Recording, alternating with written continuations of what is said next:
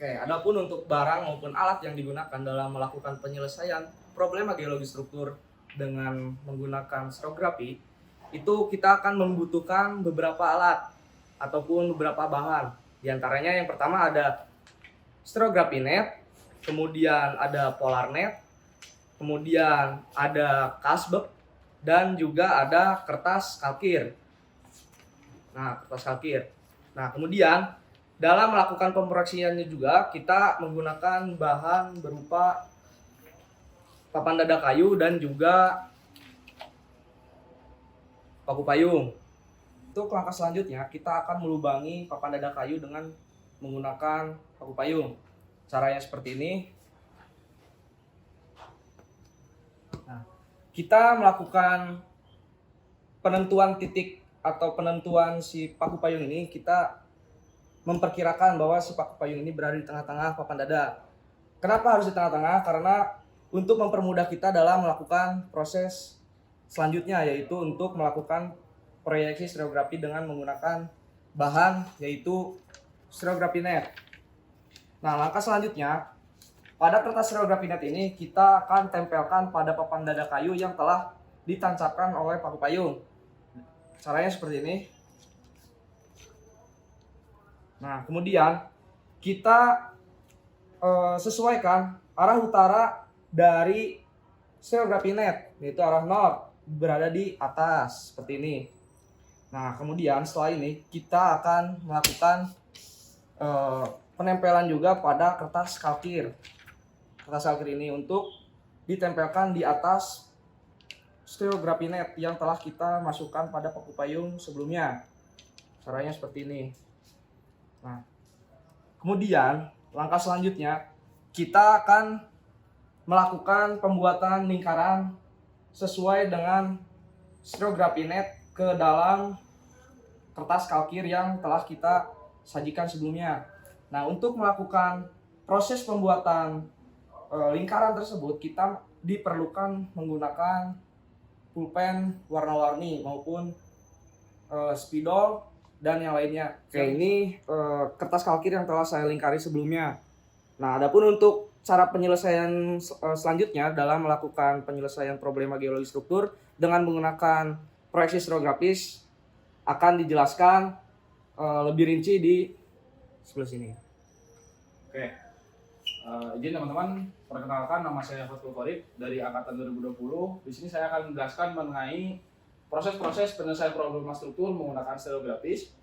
Tadi sudah dijelaskan juga oleh rekan saya, oleh Bang Adeniko, mengenai pembuatan stereonetnya. Nah, sekarang saya akan lebih rinci untuk menjelaskan mengenai bagian-bagian stereonet.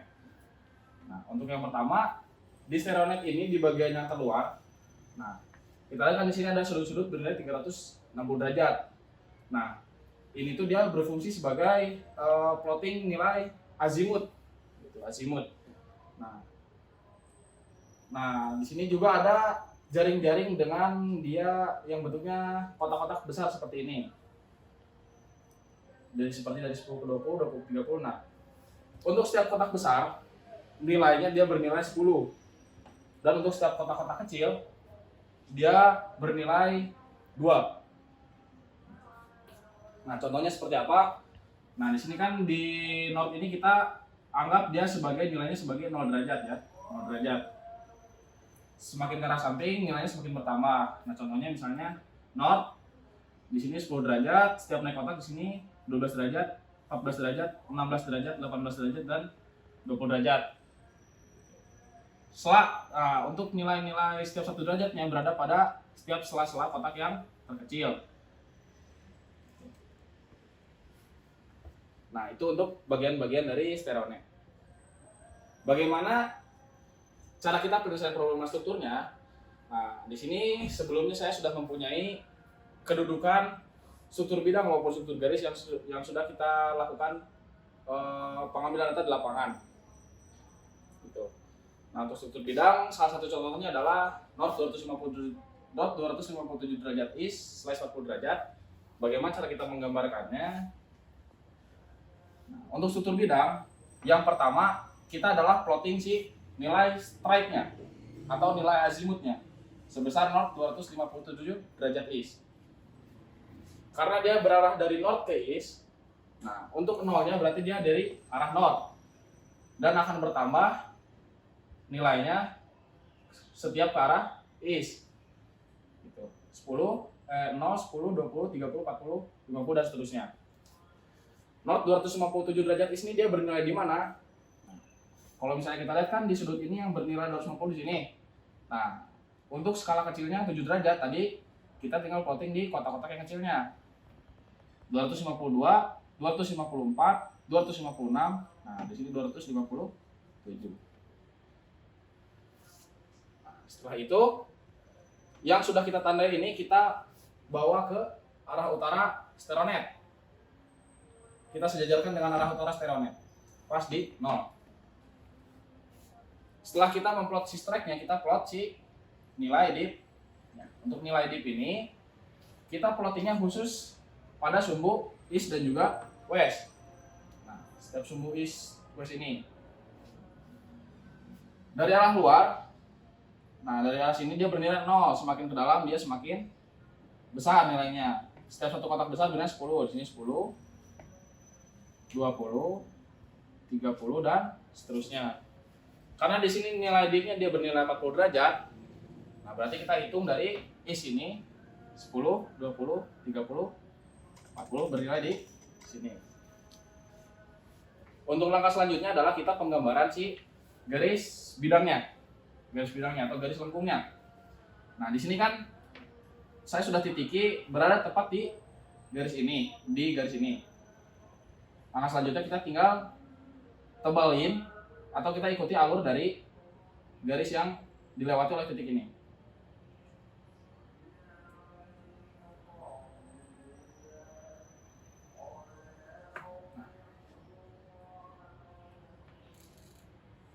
Seperti itu.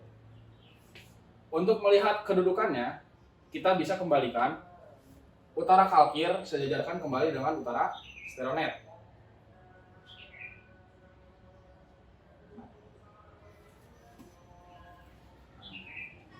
Garis merah ini merupakan hasil dari penggambaran struktur bidang yang pertama ini.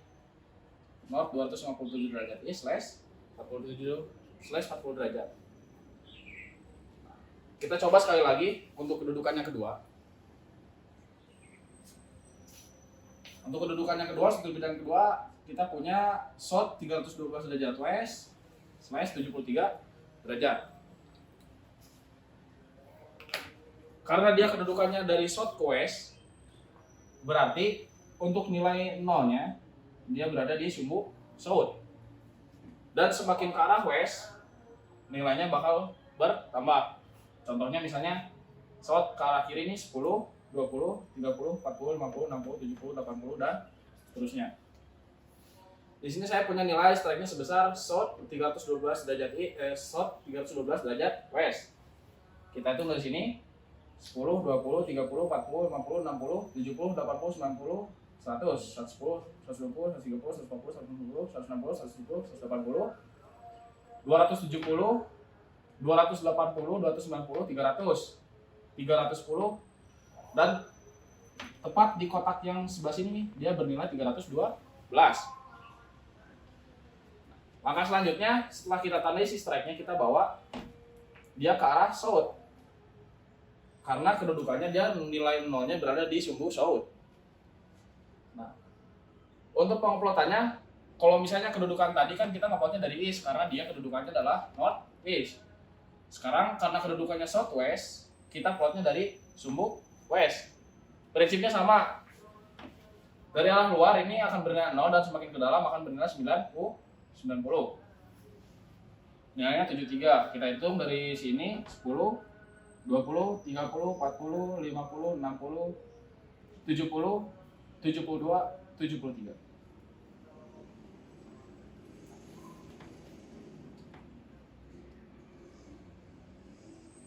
Sama seperti yang tadi, titik ini dia akan berada di sela-sela kotak yang kecil. Nah, karena dia nggak ada garisnya, berarti kita ngegarisin di sela-sela antara dua garis.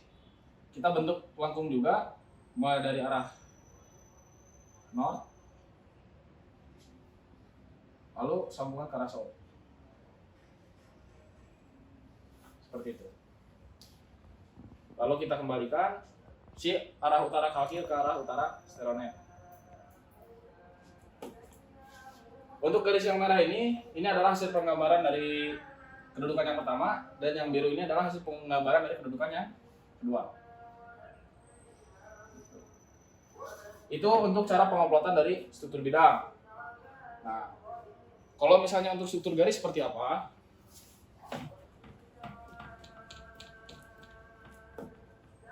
Karena struktur garis ini dia hanya berupa garis, nanti kita untuk plottingnya dia hanya berupa garis. Yang pertama kedudukannya adalah 43 derajat slash south 240 derajat east. Yang pertama tetap kita adalah plotting si strike-nya dulu. South 240 derajat east. Kita sejajarkan utara kalkir dengan utara stereonet. Kita lihat 240 ini. Oh enggak, karena kita maunya dari south. Maunya pasti dari south. Semakin ke arah east, nilainya akan semakin bertambah. 240, di sini kita mulai 10, 20, 30, 40, 50, 60, 70, 80, 90, 180, 190, 200, 210, 220, 230, 240. Kita tandain sini. Nah, untuk langkah selanjutnya, garis strike atau garis trend yang sudah kita tandai, kita bawa ke arah east karena dia adalah south 240 derajat east. Kita bawa ke east.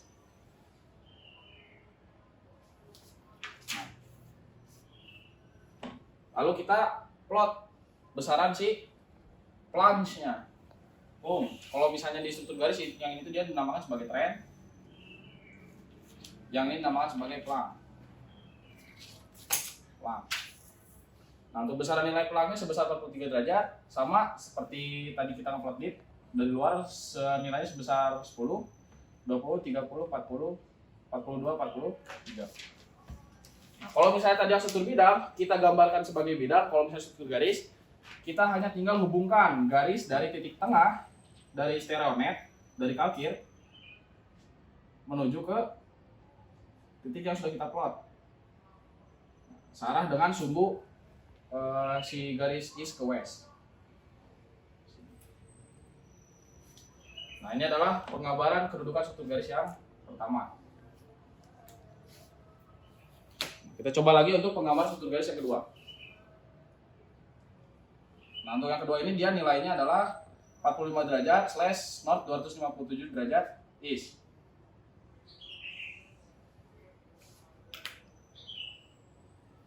Nah, langkah yang pertama sama, kita cari dulu si trennya dia di mana.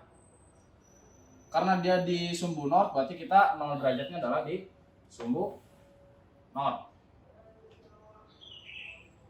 Nah, terus dia semakin ke east berarti semakin bertambah karena dia adalah north east.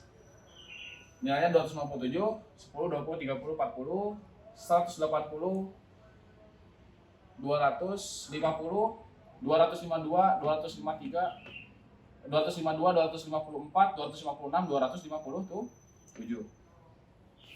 Nah, setelah kita tandai si garis trennya, karena dia di east, kita bawa si hasil trennya ke east. Putar. Lalu kita plot besaran si plunge-nya sebesar 45 derajat. 10, 20, 30, 40, 42, 44, 45. Maka selanjutnya kita tarik garis dari titik pusat kalkir atau titik pusat stereonet ke arah titik yang sudah kita plot.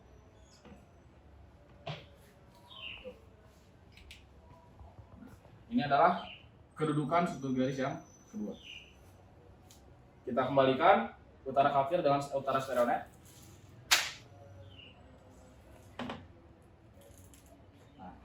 Kedua garis ini adalah hasil penggambaran dari struktur garis yang kita punya di lapangan.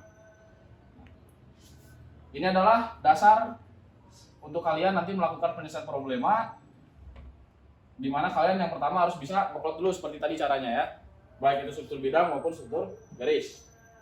Nah, untuk penyelesaian problema berikutnya nanti akan dijelaskan lebih lanjut pada video berikutnya. Terima kasih. Oke, bismillahirrahmanirrahim. Assalamualaikum warahmatullahi wabarakatuh. Setelah kalian belajar kemarin mengupload struktur garis dan juga struktur bidang pada Stereonet, ternyata Stereonet ini juga dapat digunakan untuk memecahkan problema geologi struktur. Ya, salah satunya kita bisa untuk mengetahui arah dari APP dip, apparent dip atau kemiringan semu. Nah, ini ada contoh pengerjaan dari soal nomor 2. Soal nomor 2 ditanyakan, tentukan arah bearing serta sudut penerisannya dari kedudukan APP dip berikut. Nah, diketahui struktur bidang N 38 derajat is S 55 derajat dengan besaran APP dip sebesar 15 derajat dan 20 derajat. 15 derajat dan juga 20 derajat. Nah, untuk cara pengerjaannya bagaimana? Yang pertama kita plot dulu pada Stereonet struktur bidang north 38 derajat is plus 55 derajat. Seperti biasa kita tentukan dulu si titiknya, strike-nya north 38 derajat is. Kita bawa ke utara, lalu kita plot besaran dipnya sebesar 55 derajat.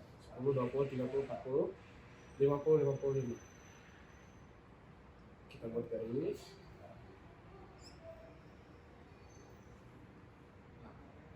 Nah, ini adalah kedudukan bidang north 38 derajat is slash 55 derajat. Untuk mengetahui arah bearing dari struktur bidang, nah caranya adalah kita gunakan sumbu dari west ke east. Nah, yang pertama kita plot sebesar 15 derajat. Nah, pada Stereonet putar si struktur bidang kalian hingga menyentuh 15 derajat dihitung dari east ke tengah hingga menyentuh si bidangnya. Nah, kalau misalnya sudah seperti ini, coba kalian hitung. Di sini besarannya adalah 10, 12, 14 dan tengah-tengahnya 15. Besaran perpotongan antara sumbu horizontal ini dia dinamakan sebagai apparent dip. Atau kita plot dengan warna yang berbeda. Lakukan langkah yang sama pada arah south. Arahkan struktur bidang yang ada pada si south strike atau ekor strike hingga menyentuh 15 derajat dari west. 10, 12, 14, 15 di sini. Tarik garis dari luar ke sini.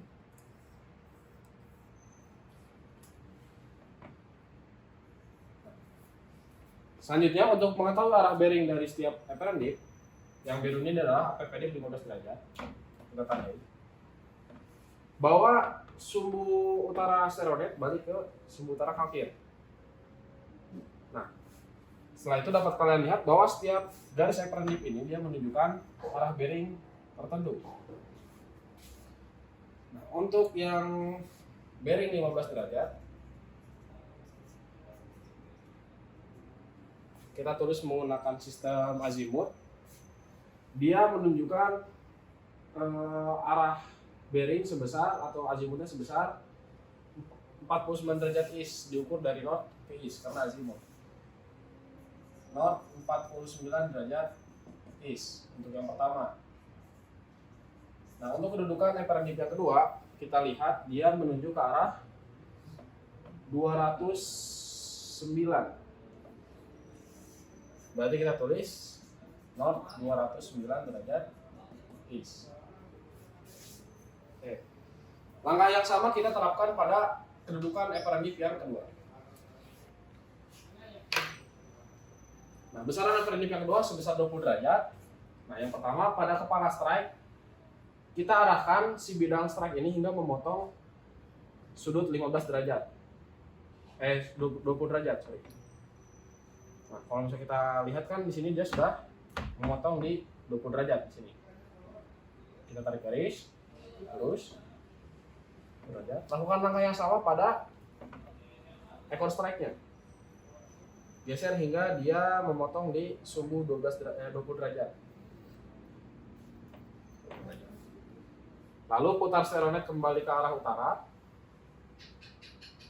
Dan lihat si apparent dip ini dia mengarah azimutnya berapa. Kalau misalnya di sini dilihat dia untuk bearing 20 derajat, kedudukan pertamanya, azimut pertamanya adalah north 52 derajat east. Nah, untuk yang kedua adalah south 208 atau north 208 derajat east. Nah, itu adalah untuk langkah pengerjaan nomor 2 untuk mengetahui nilai bearing ketika kita di lapangan hanya mendapatkan data apparent dip dan juga kedudukan struktur bidang atau strike di perpapisan. Sekian. Setelah kita menentukan arah bearing dari data APP-DIP yang kita punya, ternyata kita juga bisa melakukan hal yang sebaliknya. Kita menentukan besaran APP-DIP ketika kita punya data bearing dan juga struktur bidang.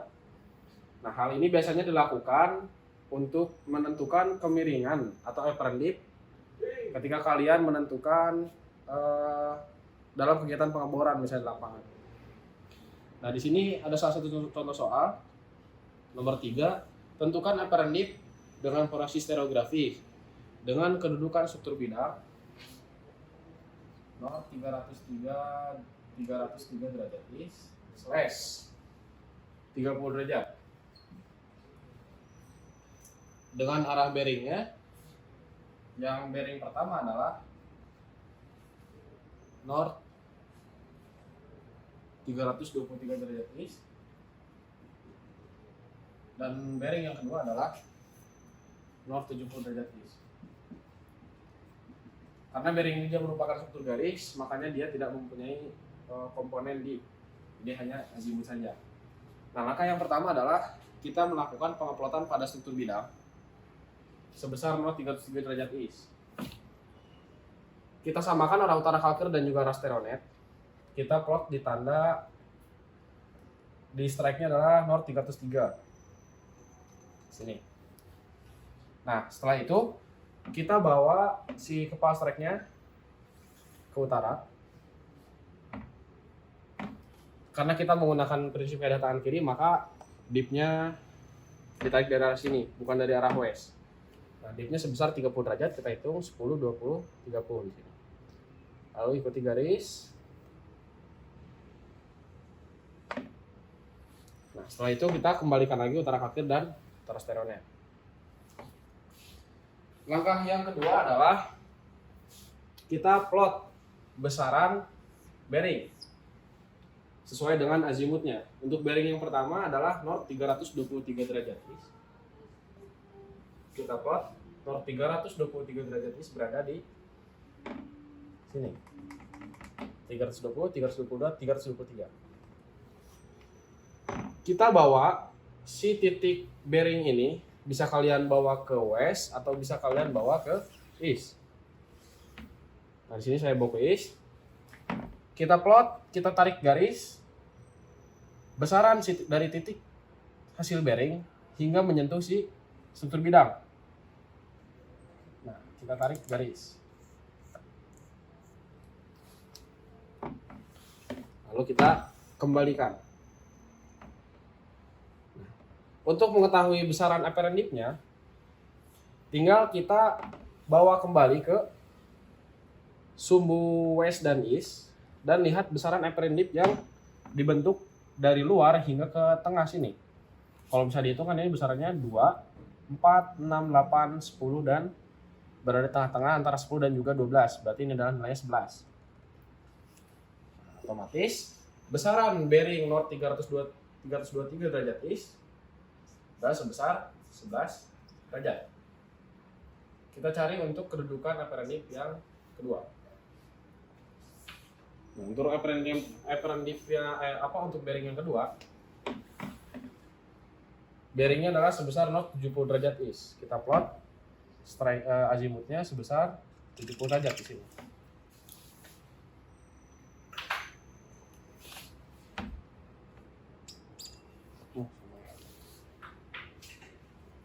Sebesar 70 derajat. Nah, setelah itu kita bawa si titik bearingnya ke is atau ke west dan tarik hingga menyentuh si struktur bidang. Tarik. Nah, setelah itu lihat besaran nilai si bearingnya, si apparent dip-nya ketika kita ukur dari is hingga ke tengah. Kita hitung 10, 20, 22, 24, 26 dan ada di tengah-tengah antara 26 dan juga 28. Berarti nilainya adalah apparent dip-nya sebesar 27 derajat. Gitu. Nah, ada studi kasus di mana nilai bearingnya sendiri ketika kita plot dia berada di belakang si struktur bidang.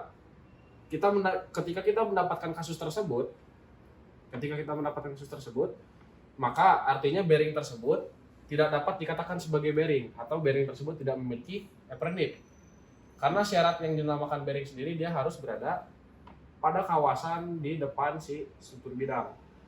Kalau misalnya besarannya berada di belakang, ketika kita ngeplot ada di belakang, nah itu bukan dikatakan sebagai bearing atau tidak memiliki nilai apparent dip. Sip. Nah, selain itu stereonet ini kita juga dapat gunakan untuk mengetahui kedudukan struktur bidang ketika di lapangan kita hanya memiliki 2 data apparent dip. Jadi di lapangan dari hasil pengeboran kita punya 2 titik yang diketahui apparent dip-nya. Nah, untuk mengetahui strike-nya, ini adalah studi kasus contoh soal nomor 4. Nah, untuk soalnya, tentukan kedudukan dari data apparent dip dan bearing berikut dengan proses stereografis. Nah, kedudukan apparent dip atau bearing dia merupakan kedudukan struktur bidang. Apparent dip yang pertama nilainya adalah 70 derajat, north 280 derajat east. North 280 derajat east. Nah, untuk kedudukan apparent dip yang kedua atau bearing yang kedua adalah 70 derajat, north 160 derajat east. 167. Nah, untuk pengerjaannya adalah yang pertama kita plot 2 kedudukan apparent dip ini. Yang pertama kita plot nilai si bearingnya. Untuk mengupload apparent dip atau bearing ini sama halnya ketika kita mengupload struktur garis seperti yang ada di nomor 1. Caranya kita mau upload dulu si bearingnya. Strike bearingnya adalah north 280 derajat east. Nah, kalau dilihat kan di 280 di sini. Nah, setelah itu hasil plot si azimutnya kita bawa ke sebuah west atau east. Di sini saya bawa ke west. Ya. Dan tarik besaran apparent dip-nya dari luar ke pusat. Di sini apparent dip-nya besarannya adalah 70 derajat. Kita plot 10, 20, 30, 40, 50, 60, 70. Nah, berarti di sini. Sorry, kelihatan. Nah, ini adalah besaran kedudukan apparent dip yang ke-1.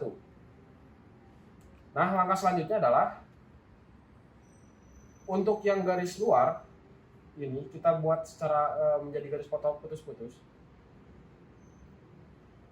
Nah, dan untuk garis nyatanya kita buat dari tengah hingga ke 70 derajat di sini. Nah, lalu kita beri panah. Nah, kita beri panah. Nah, setelah itu kita plot si kedudukan si APP dip yang kedua. kita balikan utara kalkir ke utara stereonet, dapatkan besaran north 167 derajat east azimutnya. North 167, 160, 62, 64, 66, 67 berarti ada tengah fraksinya. Nah selanjutnya untuk maka selanjutnya kita bawa ke sumbu is atau S. Kita plot besaran si dipnya 10. Di sini kan besaran dipnya ada 70 derajat. 10, 20, 30, 40, 50, 60, 70. Berarti di sini. Nah, karena konsep yang pertama tadi sudah paham, sebenarnya kita tidak memerlukan si garis putus-putus ini. Kita hanya memerlukan si panahnya saja. Jadi kita langsung saja tarik garis dari pusat kalkir hingga ke titik perpotongan dan berikan tanda panah.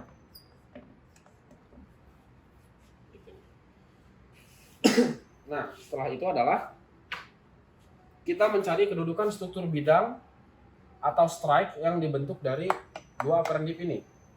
Caranya adalah kita bawa si panahnya, hingga kedua ujung dari panah ini berada pada satu garis bidang yang sama. Kita bawa ujung si dua panah ini hingga pada satu garis yang sama. Kita sesuaikan. Nah, bebas kalian mau ngegesernya ke west ataupun east, asalkan si dua panah ini berada pada satu bidang yang sama. Nah, di sini saya sudah mendapatkan dua titik ini berada pada satu garis yang sama. Ketika saya tarik garis ini, dia akan melewati dua titik dari panah tersebut. Kita lanjutkan. Ya. Nah, ini adalah bidang yang kita dapatkan dari hasil dua apparent dip. Langkah selanjutnya adalah kita kembalikan antara si utara kalkir dan juga utara stereonet. Kita sejajarkan kembali. Nah, untuk mengetahui si arah strike dan juga dip dari struktur bidang ini, jangan lupa kita gunakan kaidah tangan kiri. Nah, kalau misalnya dilihat kan struktur bidang ini dia memiliki arah kemiringan ke arah barat daya. Nah, kita sejajarkan jempol kita dengan arah kemiringannya. Nah, berarti struktur bidang ini dia memiliki arah strike ke sana. Ujung garis dari struktur bidang ini adalah strike-nya. Kalau bisa dilihat besarannya adalah 138. Berarti kedudukan strike-nya atau struktur bidangnya adalah north 138 derajat east. Ini hanya baru si strike-nya saja. Untuk besaran nilai dip-nya, kita bawa si kedudukan struktur bidang ini ke arah utara. Nah, disejajarkan. Untuk menghitung besaran nilai dip-nya, kita hitung seperti biasa dari luar hingga ke dalam, dari east hingga ke pusat, hingga ke perpotongan dengan si bidang. Kalau bisa dihitung hanya 10, 20, 30, 40, 50, 60, 70, 76. 76. Nah, berarti untuk besaran dip-nya sebesar 76 derajat. Atau kedudukan struktur bidang ini bisa kita tulis di sini adalah north 138 derajat east slash 76 derajat. Nah, itu adalah mengetahui kedudukan strike and dip atau struktur bidang dari dua data apparent dip atau dua data bearing.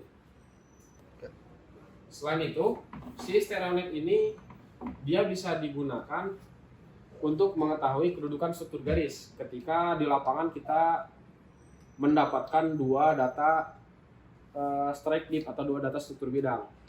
Contoh kasusnya terjadi pada ketika ada dua kedudukan struktur bidang. Contohnya misalnya adalah vein ya. Vein, ketika dua vein saling bertemu, nah vein tersebut akan ada perpotongan di tengahnya dan akan terjadi mineralisasi di sana atau biasa kita sebut sebagai ore shot. Kita sebut sebagai ore shot. Nah, Karena kita sebagai anak tambang harus mengetahui kedudukan dari pemineralisasian tersebut atau pemeriksaan dari si ore shot dapat ditentukan atau diketahui melalui proyeksi stereografis. Nah, contoh kasusnya adalah pada soal nomor 5. Tentukan tren, plang, dan juga pitch dari dua data kedudukan berikut menggunakan proyeksi stereografis. Langkah yang pertama adalah kita teruskan dulu soalnya. Kedudukan struktur bidang yang pertama adalah 270 derajat is / 82 derajat. Dan yang kedua adalah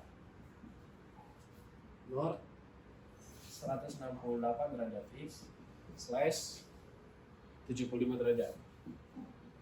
Langkah yang pertama kita harus memplotting dua data kedudukan struktur bidang ini pada stereonet.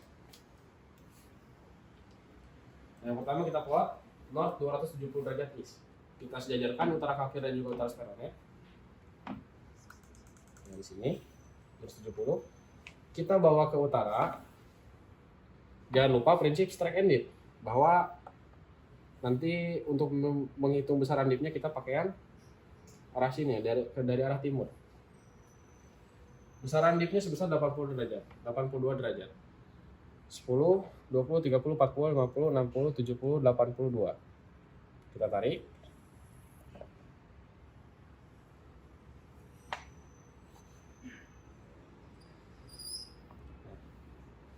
Apakah jelas? Kalau kurang jelas bisa dipertemukan sebentar.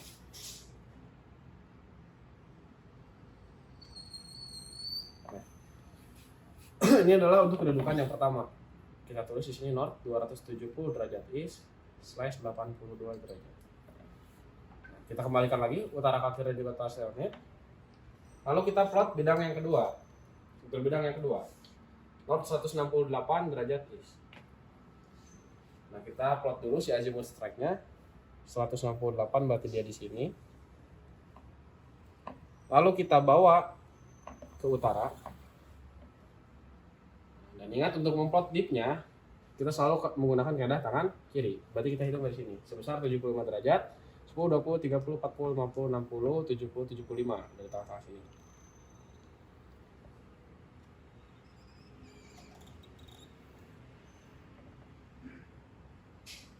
Sip. Nah, untuk yang kedua ini adalah kedudukan dari North 168 derajat is / 75 derajat. Kita kembalikan utara kaki dan juga stereonet.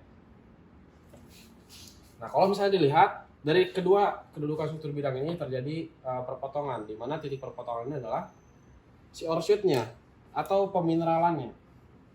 Kita bakal menemukan mineral berharga di perpotongan tadi. Nah, untuk mencari tren, pitch, dan plangnya, yang kita cari adalah tren, pitch, dan plang. Nah, tren ini dia adalah sudut horizontal dari suatu struktur garis. Pitch dan plang diukur pada bidang miring atau dan bidang vertikal. Nah, untuk menyatakan besaran nilai tren digunakan sistem azimuth karena dia merupakan struktur atau dia adalah sudut horizontal. Nah, caranya adalah kita bawa perpotongan antara dua struktur bidang ini pada sumbu west atau sumbu east. Di sini saya bawa sumbu east. Lalu saya berikan tanda dari east hingga ke perpotongan.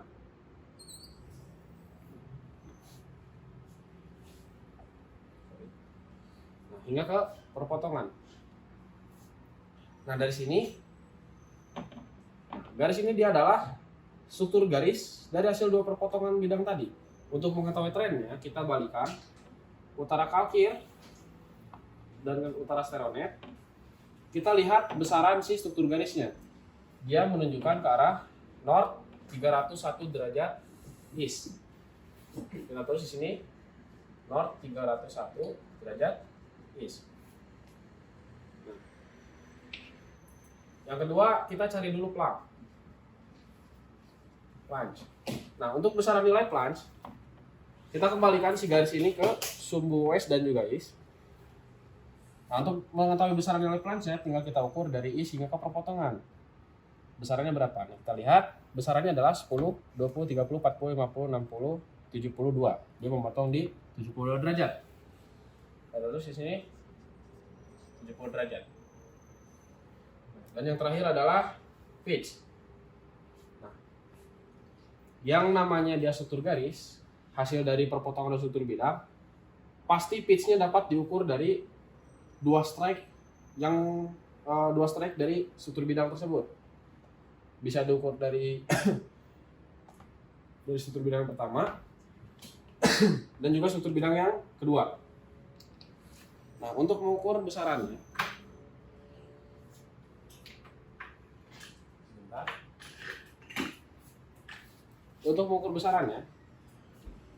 nah, contohnya adalah kita ingin mengetahui pitch dari struktur bidang hingga ke struktur garis. Struktur bidang yang pertama adalah yang nomor 270. Nah, caranya kita arahkan